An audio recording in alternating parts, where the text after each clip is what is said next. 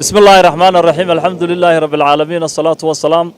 وعلى آل نبينا محمد صلى الله عليه وسلم وحنو جوجنا مانتا إن بيا مرينكا إن إبراهيمي أو إن كوكا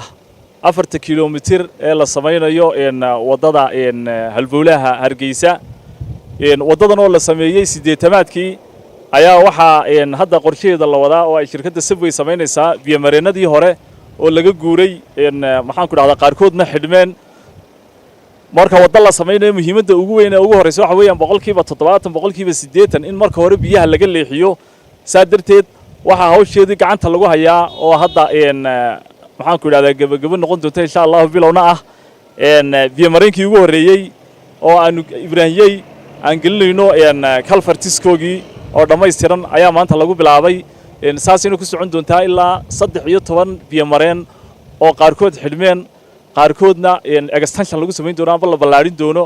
ayaa gacanta lagu hayaa oo hadda ay shirkadda Subway sameynaysaa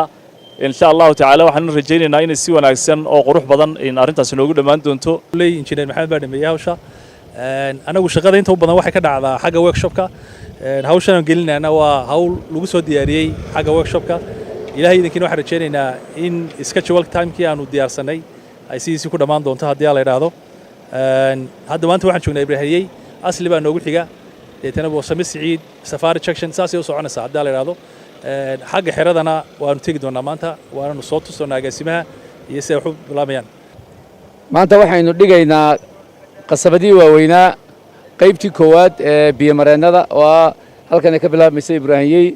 sidaas soconaysa ilaa inta laga gaarayo wadadaasi ka gaarayso agagaarka khayriyada ama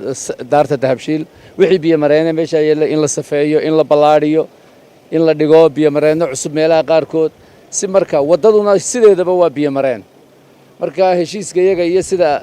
fahamka iyaga imika ah intaan wadada daamur iyo waxba la dhigin bal horta in biyo mareen oo dhan la wada hagaajiyo marka inta la dhameeyo biyo mareenada ayaa laamiga dusha laga saaraya shirkadda Subway baa imika wada madaxtooyada iyo dawladda hoose wadadana wada marka waxaan rajaynaynaa kala dib biyo mareenada la maareeyo oo biyaha dhinac looga maareeyo wadada ballaarinteedu wax mushkilada noqon mayso waa shaqo